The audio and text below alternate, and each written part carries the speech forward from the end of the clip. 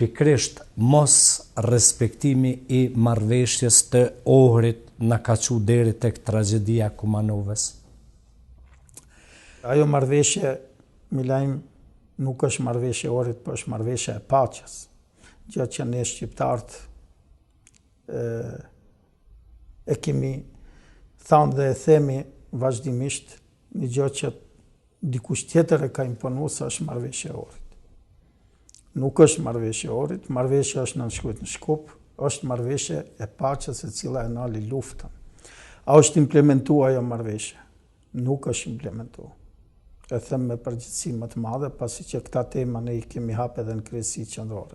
Kështu që a mbajmë përgjegjësi edhe kësaj që ngjan në Kumanov.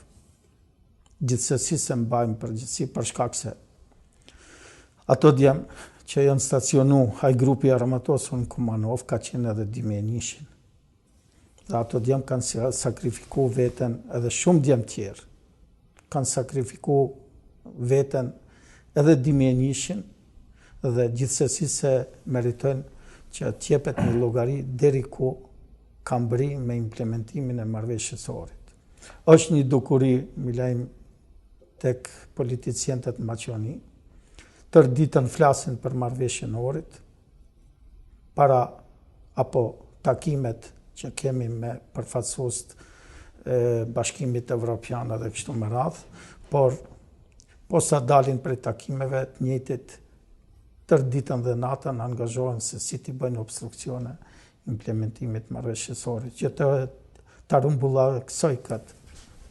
Nuk ka mjaftuar dhe nuk mjafton një subjekt politik të angazhohet për implementimin e marrëveshjes së Ohrit. Parashtrohet një pyetje, a e duan shqiptarët e Republikës Maqedonisë? A duan të jetojnë bashkë me Maqedonët? Ju them me përgjegjësi po.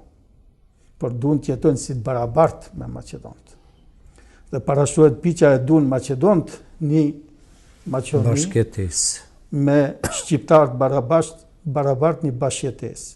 Dhe këtu mendoj se ka shumë pikpyetje. Edhe përgjigjja nga shteti është më shumë jo se po. Po gjitha veprimet që janë bërë deri tash çojnë nga kjo që e thatë ju. Se dikush nuk e don Republikën e Maqedonisë me qytetarë barabartë.